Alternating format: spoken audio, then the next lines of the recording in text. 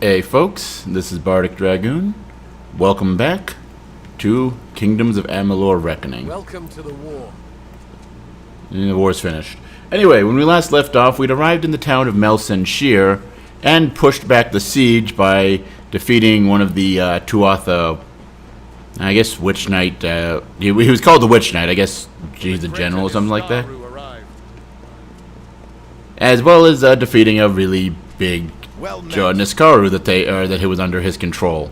Especially because after we killed him, well, he wasn't there to control it anymore, and things kind of weren't going great. But now, with that said, well, let's actually explore Melsenshir itself. Now, as mentioned last time, no, he's an Alfar soldier. Are you the guy I'm looking for? Nothing like war to keep a gravedigger in business. All right then. Yep. Okay, you are the guy I was looking for. Because there are 4 trainers here: Persuasion, Mercantile, Detect Hidden, and Blacksmithing. The master trainers for all 4 of those skills are here.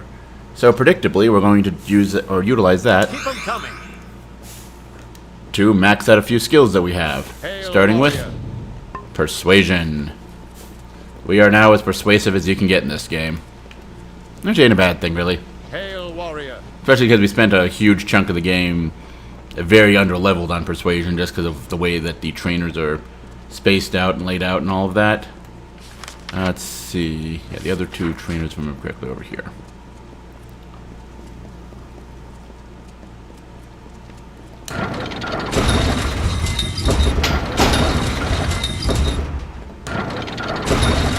That might be the other 3 trainers, actually. Yeah, there's 3 trainers over here. Well, Warsworn, good to meet you. Have you come for scout training? I believe that would be Detect Hidden. That would be Detect Hidden. So long.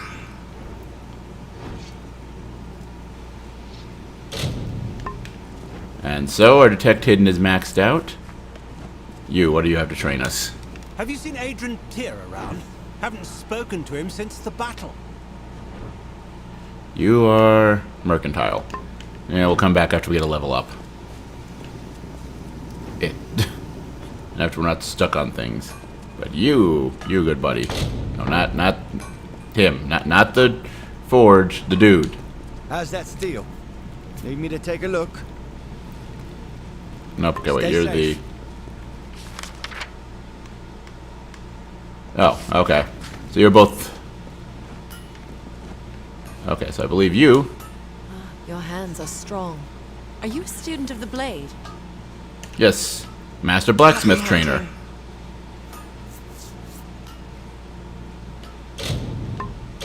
And behold, 3 skills fully maxed out. And with only 4 more levels to go. Actually, wait. 36, 37, 38, 39, 40. Oh, 5 more levels. I can't count. 5 more levels to go. And with 6 points where we can spend things. Though, I know there's a way to actually max out everything, especially if you have the DLC. But, since we're over here, hey, what's up, lady? Your hands are strong. No, not Are you. you a student of happy hunting? You. Honor to you, champion. I watched from the battle's van while you faced Malwyn and his demon pet. You have earned great glory and the respect of all Alfar. If you have a moment, could I ask a favor of you? What kind of favor? Since the battle, several of my men have asked for the chance to challenge the champion of Melsenshir. You slew Malwyn and destroyed the great demon he commanded. They hold you in awe. 5 of our greatest fighters have asked, and if you accept, they will each face you here in the practice yard in single combat. Who are these warriors, by chance? There are 5 in total. Anayan Gaius, Tarek Smith, Saphedra Will, Adrian Tyr, and my sister, Ragnar Sen. Tell me when you are prepared to fight, and I will summon the appropriate warrior. Good luck to you, champion. Alright, yeah, I accept. Excellent. Your first challenger is Anayan Gaius. He is a veteran of more than a dozen campaigns and my personal aid. This should prove interesting. Go with Lyria.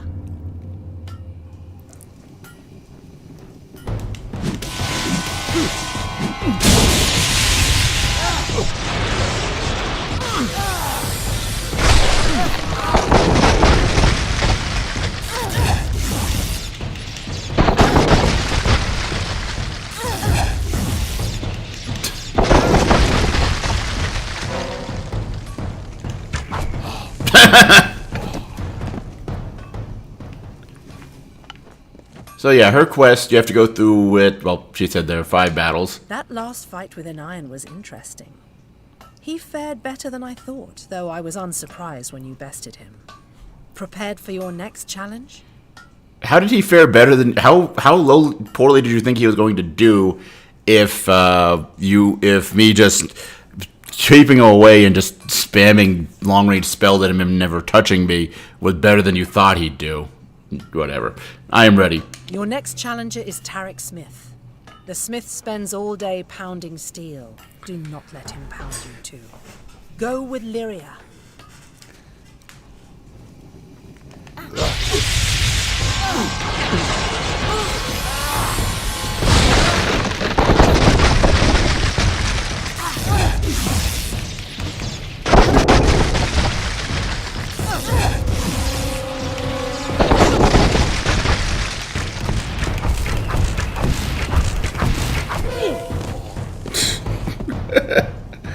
Yeah, one-on-one combat might be a bit broken for this build, but you know what? I'm not complaining. I'm having fun.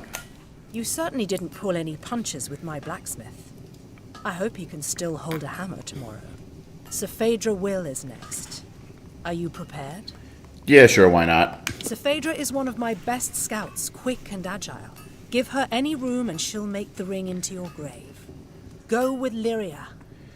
You can't actually die in these, by the way. If you'd fail, that just, you know... Oh. Oh, you actually don't hit stun very easy, do you? Or maybe you do.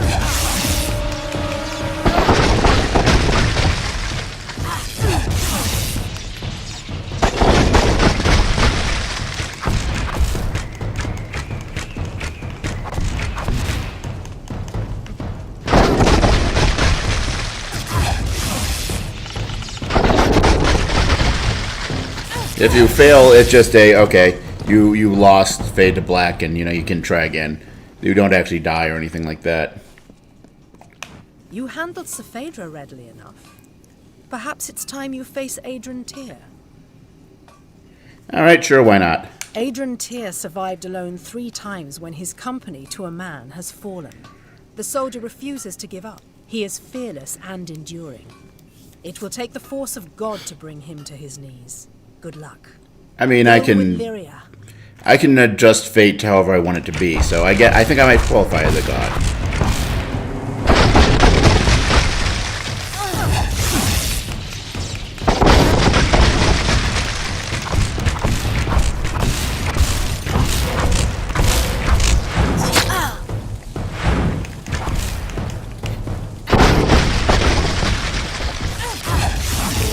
Good Google Mowgli. This dude's got a lot of HP. He also has a very odd sense of hit stuns. Some things do count, some things don't.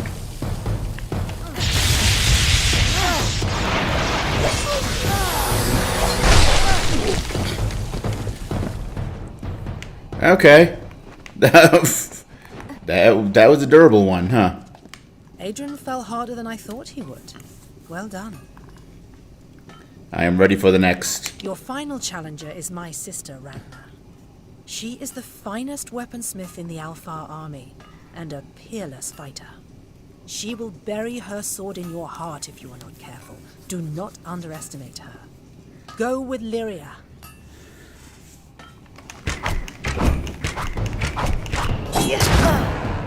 Well, I guess I'm glad that she doesn't have a sword then. Only Fey blades. Oh shit.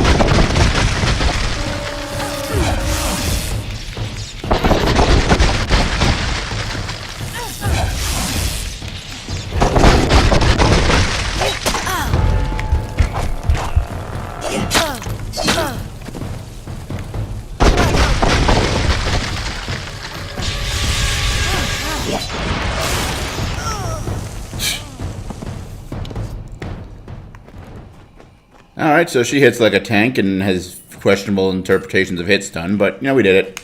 One by one, the greatest of the Alpha have faced you in single combat, and all have fallen. Now it is my turn. I am Bronwyn Aurelia Sen, the first sword of the Alpha. I was born in battle, and hundreds have fallen by my hand. Let us see what you are truly made of, champion. Go with Lyria.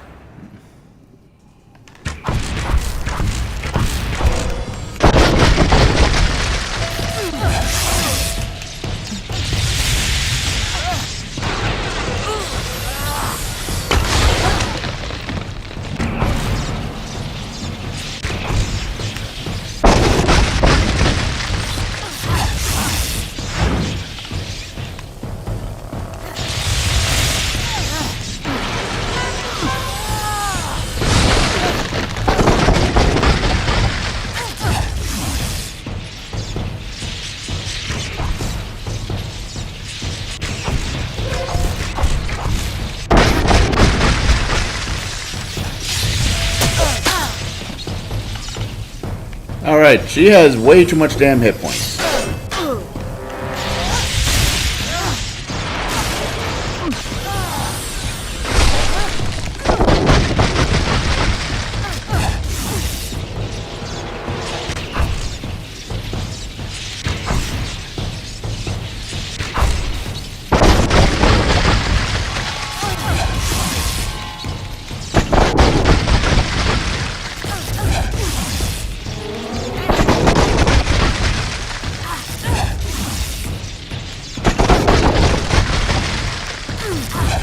Thankfully, the stun effect of the lightning is very useful here.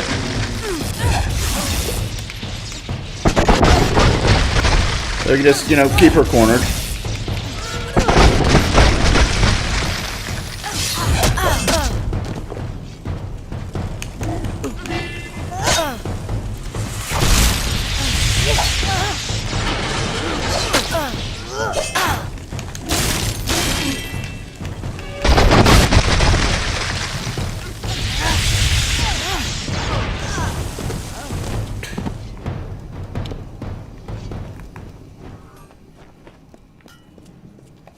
You are worthy of honor, warrior. I have never faced your equal. Take this. Tilera herself granted me this blade for the slaying of the Tuatha champion Zerastes. But you deserve it more than I. The Alpha honor you, champion. May the Tuatha fear your coming. Go with Lyria. Long Sword of Devouring. Isn't that nifty? Alright.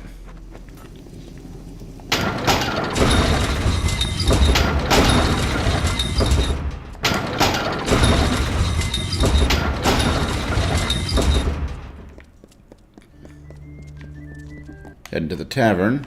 Because in the tavern, we have someone we need to talk to. Smiling upon us now. It's time to celebrate. The Baelor's dead, and the Tuatha have fallen back to Cursewood. You and me, let's drink to victory. Tak Edster has died. Not Tak. Not Tak. Damn the Tuatha! Damn them to the fires! This isn't how it was supposed to happen. I was supposed to be the soldier. He was supposed to stay home to watch Mother. I knew he was in Cursewood, but they must have been in the path of the Baelor. They were trying to shield us. Poor Tak. Mother will be ruined. Alright. And with that... well, actually, I think we need to head back out into the main area to do this. Allows us to finish the quest. And there goes the music again. I'm not sure why Melsenshire has such an issue with the music. Anyway, we've delivered the various death notices.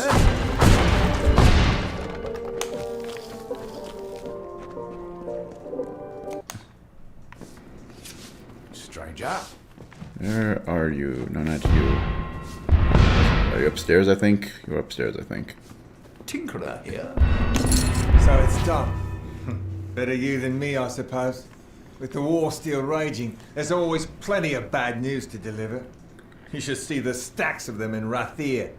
Thank you. You have more courage than I do. And I've stared into the eye of the enemy. Take this. It's my weekly pay. I can't bear to feel its weight. Alright, and that finishes that quest off. It's unstuck from that corner. And so with that, let's head back to Mel Sincere. By the way, how are we doing? About halfway to the next level, okay. Just since there is the... Oh yeah, that's right. Takes you to the middle there. But... And again, there goes the music. Why do they keep doing that?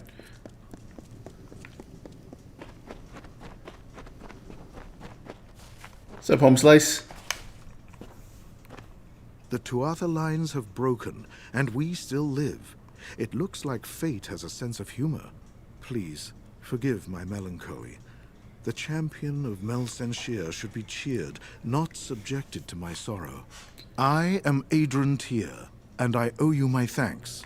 Though many have been lost, your courage saved a great many more. Why are you sad? I was dead. Or I should have been, at least, if it were not for a Varani mercenary who threw himself in the fray. He fought like a demon, and I was able to escape. The poor man was not so fortunate, though. I watched the Tuatha cut him off, and then he was gone. It shames me, but I once held such mercenaries in great disdain. But this man, whoever he was a warrior of honor. I will find him for you, then. He was cut off and surrounded by the Tuatha. He is surely dead. However, his body must lie somewhere in Cursewood. It would give me peace to learn of his fate. Alright. Farewell. Well, that's something we'll take care of. Is Cursewood is the next area that we'll be heading as far as doing quests and things like that. And, if I'm not mistaken, that is, yeah, all the quests here. Yeah, because that's the hospital, the jail, the Broken Tower. The Broken Tower is a separate area, but there's a quest that takes you into there, so we're not going to go to that quite yet. So, with that in mind then, well met. It is now time. Interested in a trinket or a gem? Rialti's Ma has what you need. Let's shop.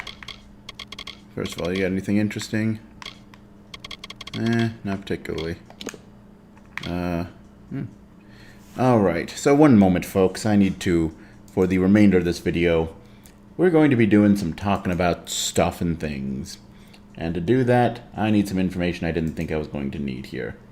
So...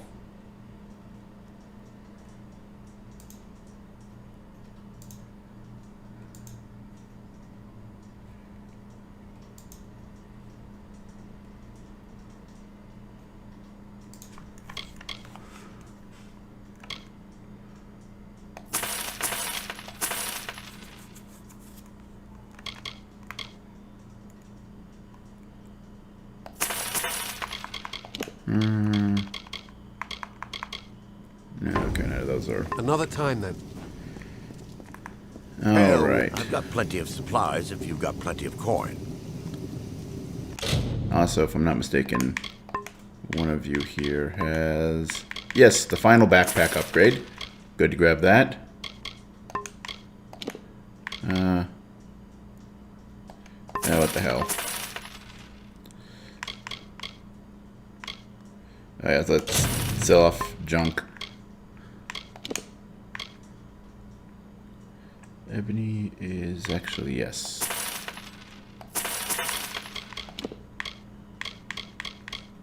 Alright. Back again. And let's see, yeah, we have over there.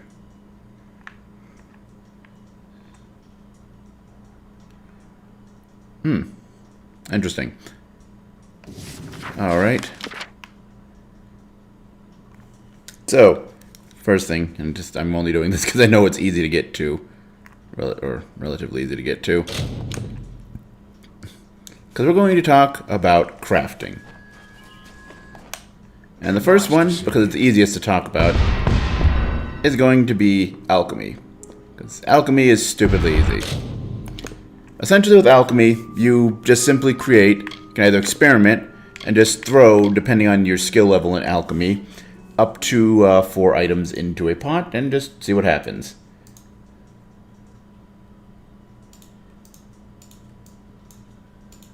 This is actually why I think alchemy is kind of the least needed to max out the skill, because the best of, as far as milestone skill points that you get, is going to be level 5, which allows you to use up to 4 reagents. After that, it just boosts the success rate of harvesting reagents from different flowers and all that you find, until eventually at rank 10, you just unlock all the recipes. That said, if you know where to look online, you can go to the experiment and just follow recipes you find online to create stuff. They're not super difficult. And honestly, a lot of the recipes questionably useful. Things that deal with like certain elemental, like boosting or either your resistance or damage output of certain elements.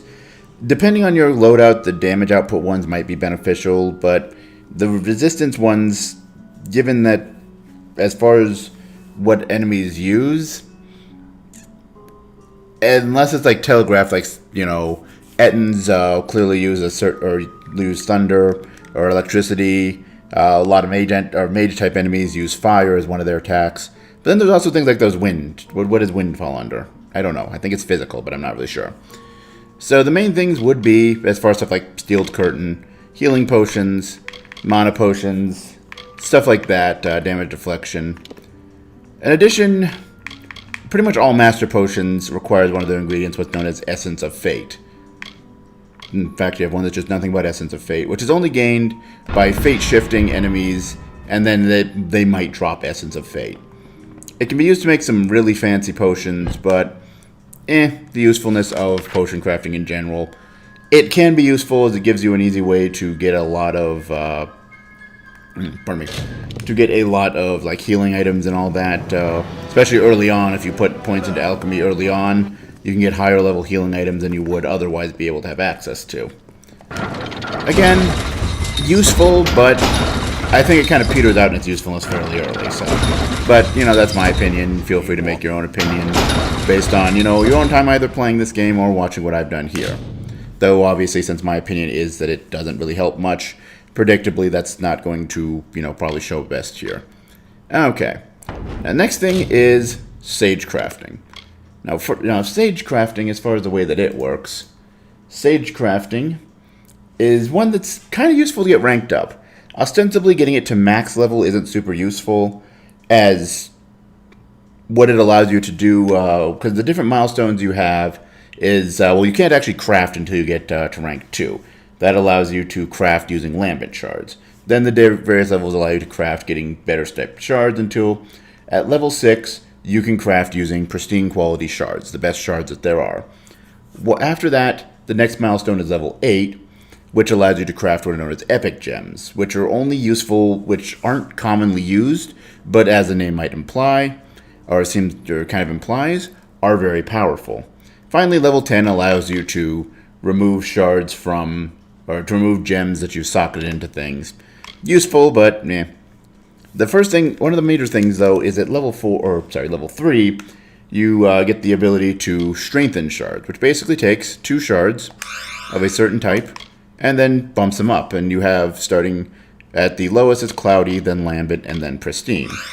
And I said that takes 2, so we just use 2 lambent ice shards to make a pristine ice shard.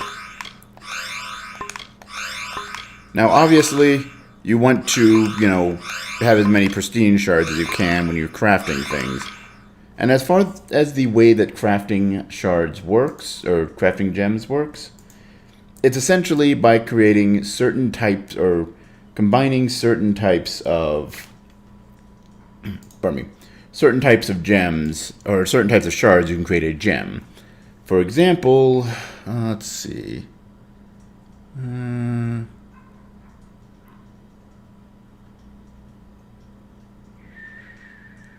Actually, let me check on something here really quickly. The kind of things that we'd be creating.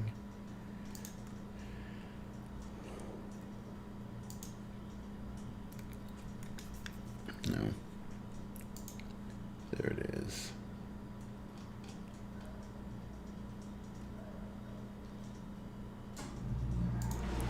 Okay. But yeah, as far as to do that, and there are different types of gems. Weapon gems, armor gems, utility gems, and epic gems. Each type of gem can predictably only be used in certain things. with weapon gems predictably only being able to be used in weapons, are socketed into weapons, armor gems into armor. Utility gems can be socketed into anything. You'll see spots for those pop up in other types of equipment.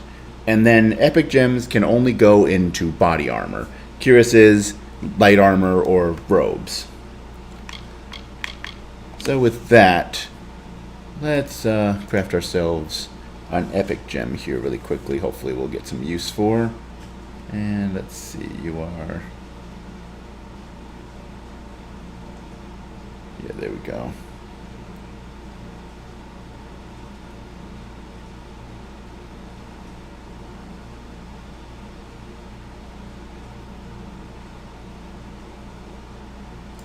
Actually, wait.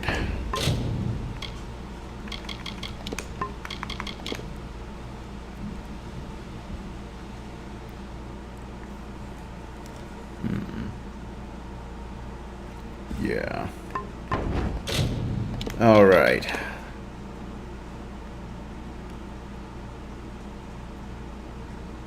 So, actually, no. What we want to do is, yeah, Pristine Physical Shard. Pristine Physical Shard for an epic gem will give us a Gem of the Subjugator. It is plus 15% damage output, plus 10% damage resistance. Obviously, fairly useful. Now, you can, of course, go into the other ones and craft different things. And as far as the effects of the different types, obviously they're kind of self-explanatory. Armor gems will usually focus towards improving armor. There are things like elemental resistances, damage resistances, boosts to armor. There's actually two different boosts to armor. There's a percentage-based one, which is there's a single gem for that. Pardon me. There's a just single gem for that one, which is plus 30% armor. And then there are some that are just flat additions to armor. So the highest of those being 20 or plus 24. Epic gems give all kinds of different bonuses and gold drops, experience boost, chance to stun or otherwise afflict ailment on enemies when you're attacked, boost to HP and MP. Boost to fire or to elemental damages. Boost to your ability ranking, stuff like that. Utility or weapon gems are, well, predictably, since they can only be slotted into weapons, useful for crafting or useful for boosting weapons, as far as boosting damage outputs and things like that. Boosting critical hit, chance to steal health or mana, boost to certain damage types, different things like that. And let's see here.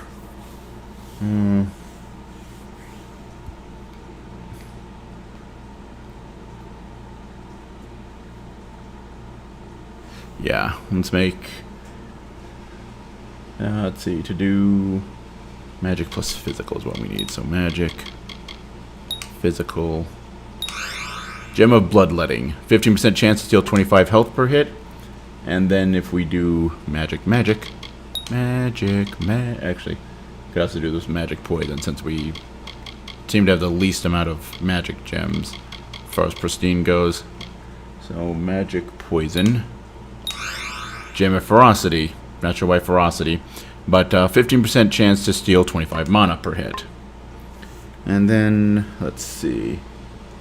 And then last category is Utility. Utility gems are kind of all over the place. With them, yeah, you get a different thing. They're mostly boosts, like the more unusual boosts like damage at certain times of day, or to lightly or heavily wounded targets, boost to stun duration, stuff like that. The main ones tend to be health and mana regeneration, or just boost to your health or mana. Alright, so let's see.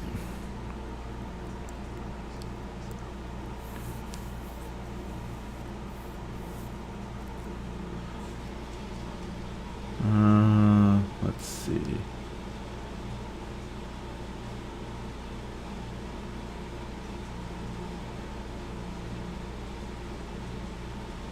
Yeah, there we go. Alright. So let's get 2 utility gems. Let's see.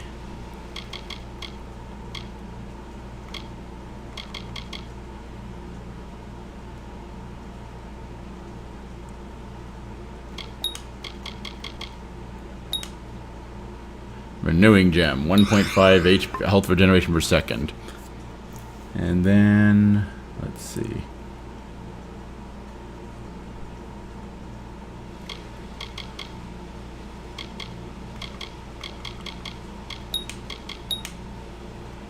Infusing gem, 1.5 mana regeneration per second. Oh, wait, no, we fucked that up. Damn it!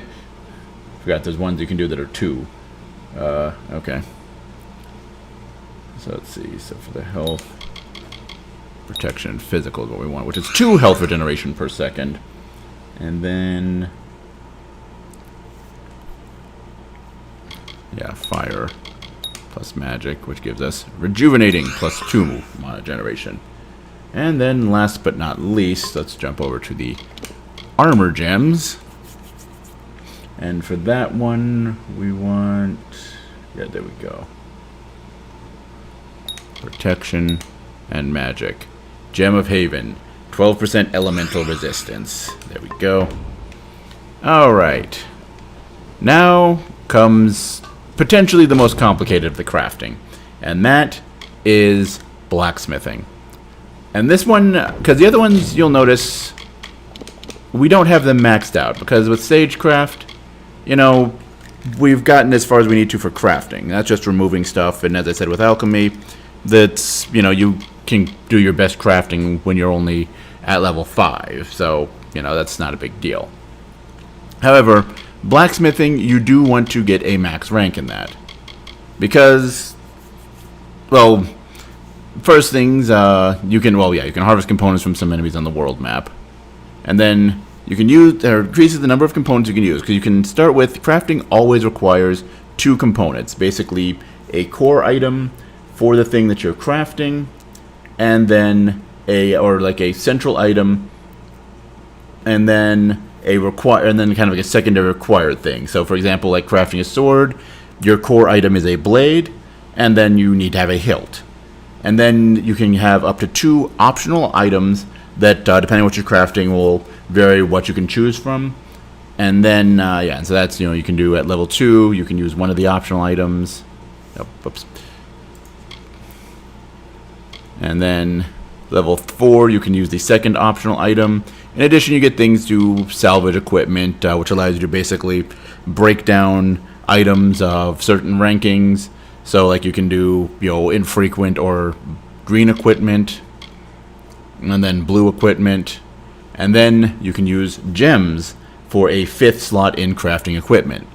And then finally, you can craft what is known as Mastercraft equipment. Mastercraft equipment is basically the strongest you can make things. It essentially, depending on what type of equipment it is, applies a bonus of some kind. You know, there's an additional property to that that's a percentage bonus to something depending on the equipment. So, like weapons, it's a bonus to damage. For, you know, chest or body armor, it's a bonus to physical resistance. Shields, it's block efficiency, stuff like that. So you do actually want to, before you get too deep into crafting things, ostensibly max that out.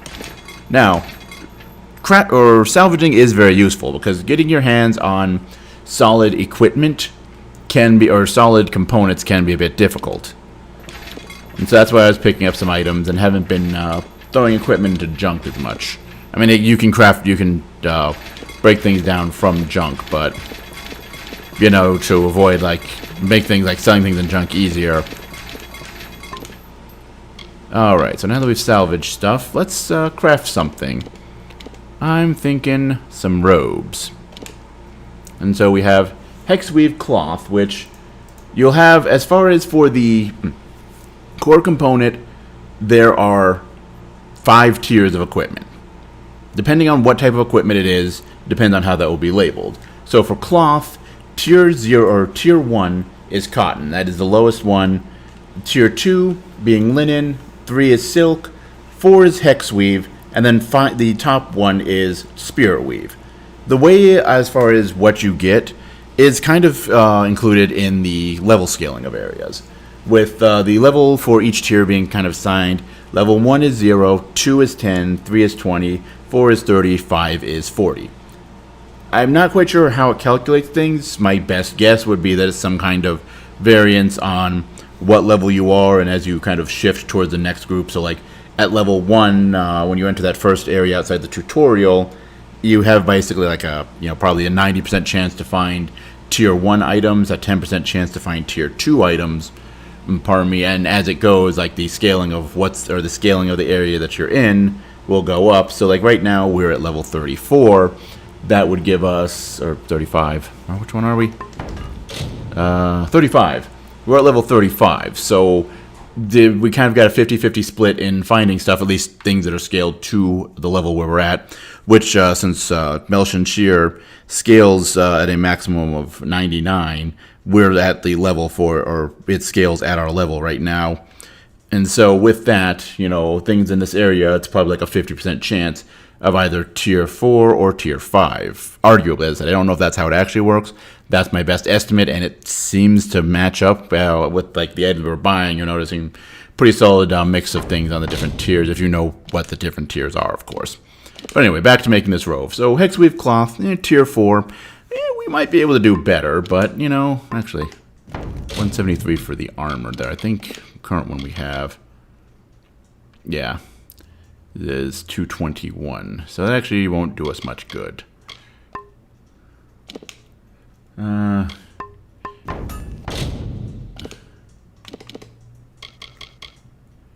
we don't have what we need to make a cap. Let's see, okay, weapons.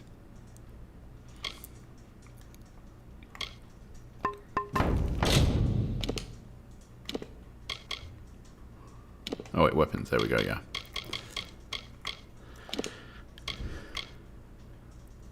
Okay, so yeah. So let's make ourselves instead, we'll do a staff to show things off. So start with the basics, a rod. In this case, we have an ebony rod, which is the tier 5 for wood items. So ebony is the top tier, and with mage-focused armor or weapons, things can be either flame, shock, or frost, which is basically, since mage weapons do elemental damage, what element is it that you're going to get? So ebony flame rod, and then bleeding damage, ice damage, more fire damage, poison. Let's go ahead and do ice damage. And then, let's see, +5 to health. And so that was the required thing, which in the case of a staff is a shaft. Right, we already rod and then shaft, right? And then rivets are the first optional item. And with the optional items, actually, with everything but the core, like the core gives you basic stats, and then everything else on that is extra effects. And we have piercing damage, ice damage, lightning damage, ice damage, poison damage, physical damage, boost to mana, mana regeneration. Ooh. Both mana and health regeneration, that could be useful. Yeah, ice damage, sure. And then next are bindings.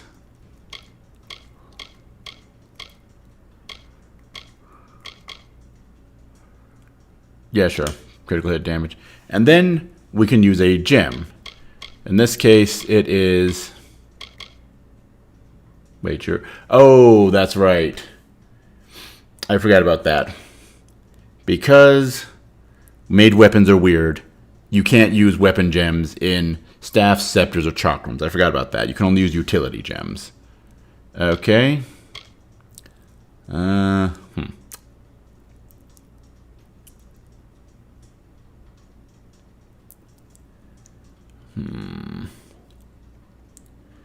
Yeah, we'll go ahead and throw that.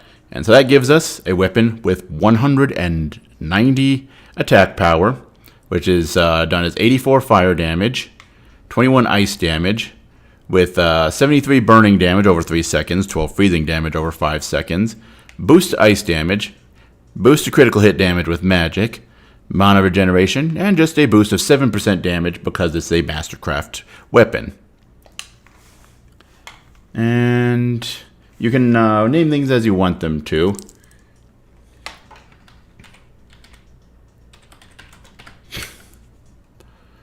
There we go. All right. Let's see if we have any better or any luck. Oh, can't make ourselves a longbow yet. All right.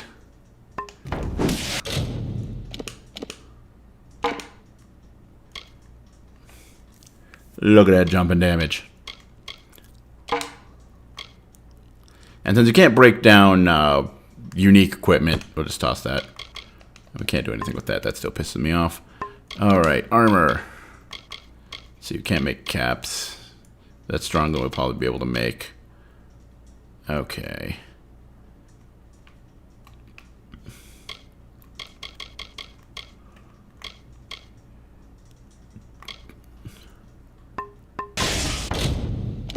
Actually, let's go ahead because I'm not super... Alright, so we can make good gloves. Boots, not so much. We only got studded leather, which is for leather things or hides, whatever you would call it. Studded leather is tier 3, so not really super interested in that. But dread scale is the highest tier. So what do we have comparing that with mage? Okay, so we can make a talisman there. Buckler, ebony, we have the highest tier there. We only have gold here though, so we are going to go with a buckler. So use the ebony guard. Let's see, basic grip, plus 5 health. Ah, there we go.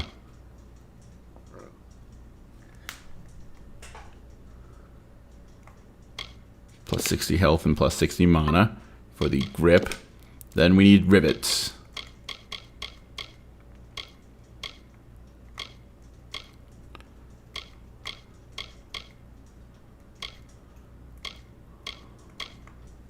And then given that we're going to be putting a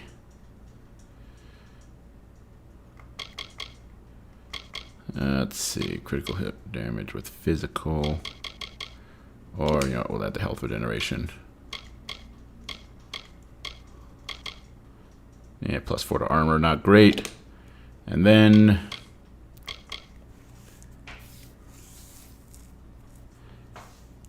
let's go ahead and do a regenerating gem. So 133 armor, blocks 77 damage, plus 16 bonus to all block efficiencies, plus 60 health, plus 60 mana, plus 1 to health, or plus 3 to health regeneration, plus 1 to mana regeneration, plus 4 to armor. And well, which one of those is falling under the master crafting? I think that's just a boost to armor, right?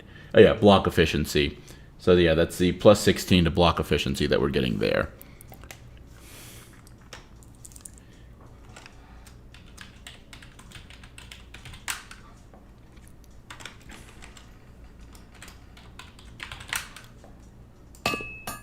There we go. Alright, a very useful shield. Nope, inventory. Armor, that's right, falls under armor.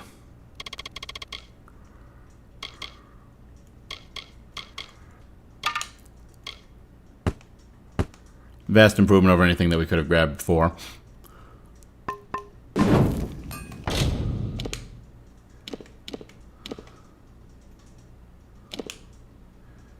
So that's, yeah, 173, so.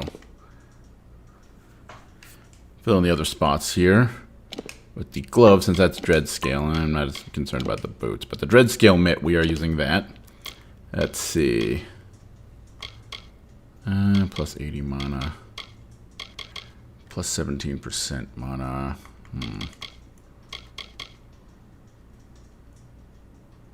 I mean, with the amount of mana we have, that's actually probably more useful. Oh, plus 20 elemental resistance for hair. Or not for hair, for what are the strings? That's the other thing we need. How do they call it here?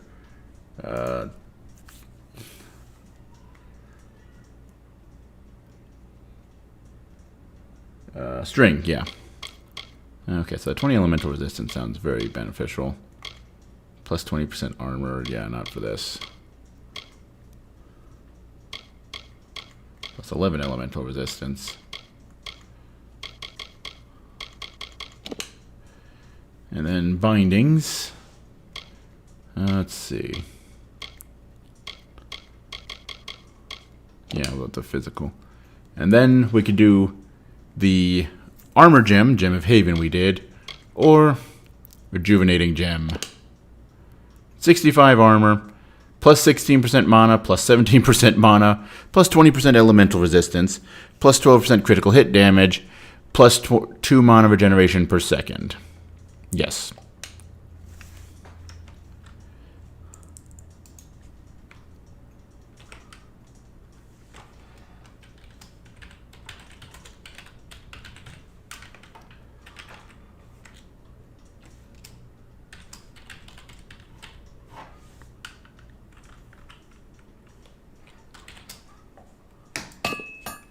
There we go. All right.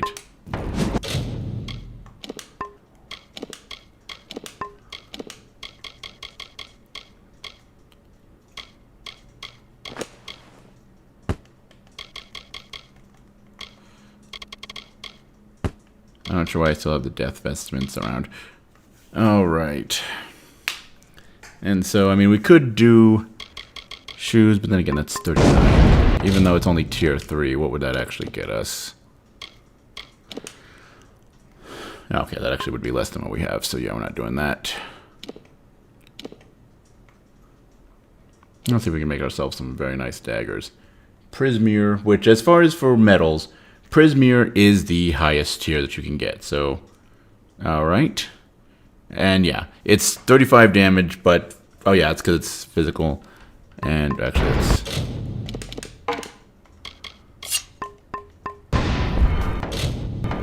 Actually, what is the... Oh yeah, lightning damage they have added on as well. Okay. Alright. Master Charge Chill. That's pretty useful. Piercing damage, lightning damage. Oh, what the hell? Boost the lightning damage. Boost the lightning damage some more. And then...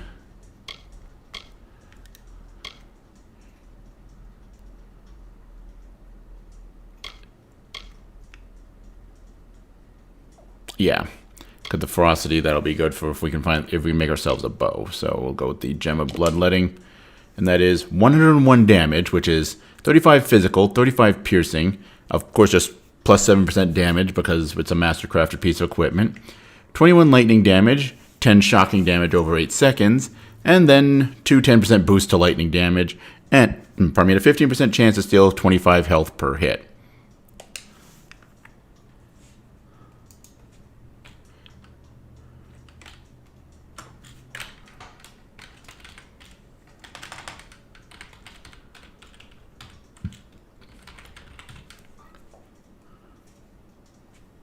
I can't spell.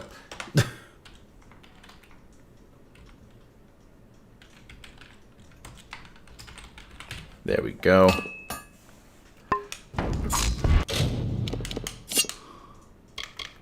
Of course, we'll go ahead and equip the Antipode 5 again. And there we go. Alright. And so, well... I hope that gave you guys some informative information about crafting. Well, I'll be experimenting with it, but I think I'll leave it mostly to off-camera stuff for the moment. But look at this.